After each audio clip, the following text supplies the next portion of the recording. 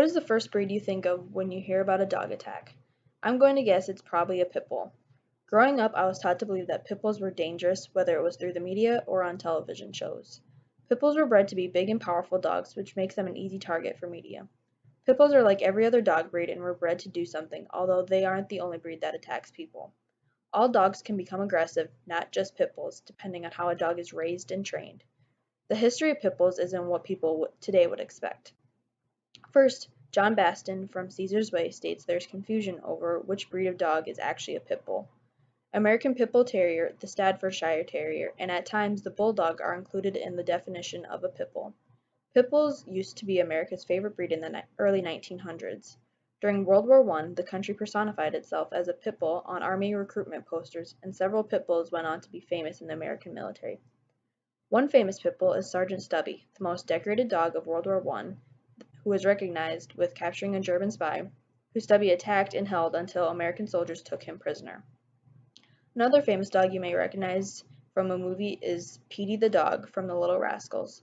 Petey was a pit bull in the original shorts of the 1920s but was registered as a Staffordshire Terrier.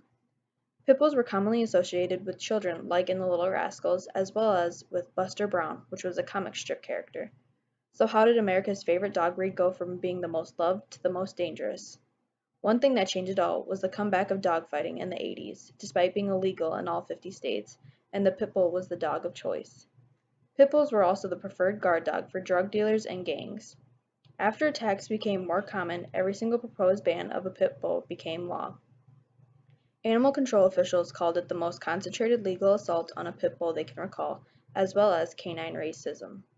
The blame for the rise in attacks is placed on humans. Many of the attacks were due to poorly bred and badly trained dogs raised by a backyard breeder who were trying to get money for the pit bull's increasing popularity. Pit bulls aren't the only dog breed that are dangerous.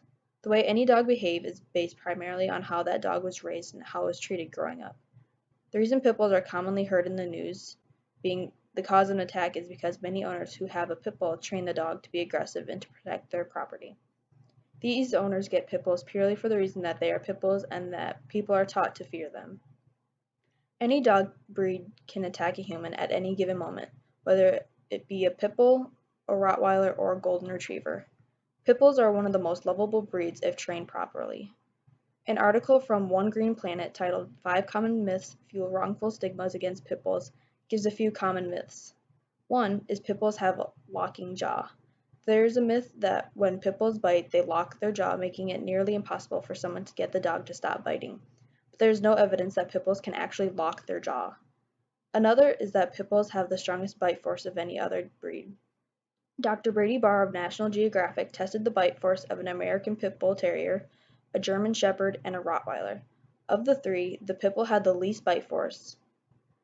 A third myth that people believe is that pit bulls can turn on their guardians without warning.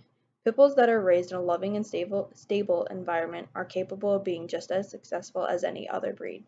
But if a dog is raised in an unstable or abusive environment, it will be more inclined to display signs of aggression. I became interested in this topic when my sister got her first pit bull.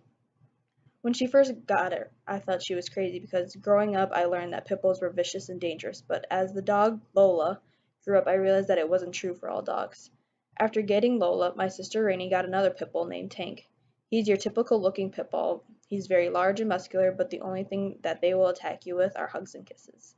After my sister got Tank and Lola, I realized that pit bulls aren't a vicious breed. My own dog Jude, a lab mix, can at times be more aggressive than Tank and Lola. When someone she doesn't know or recognize comes to our house, she becomes very protective. All dogs can become aggressive, not just pit bulls, depending on how a dog is raised and trained.